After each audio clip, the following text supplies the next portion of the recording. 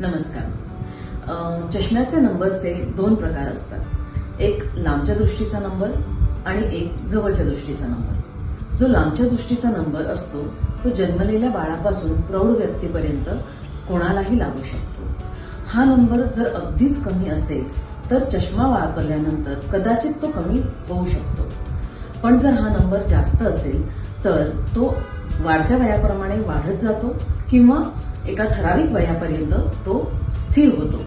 जरी आपण चष्मा वापरला तरी नंबर स्थिर होतो किंवा वाढत्या वयाप्रमाणे वाढत जाऊ शकतो। दुसरा नंबर असतो जवळचा, म्हणजेच 40चा नंबर।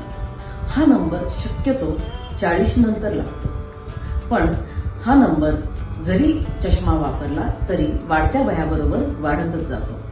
तर चष्मा रेग्युलर वापरल्यामुळे नंबर जातो हा एक गैरसमज आहे। धन्यवाद।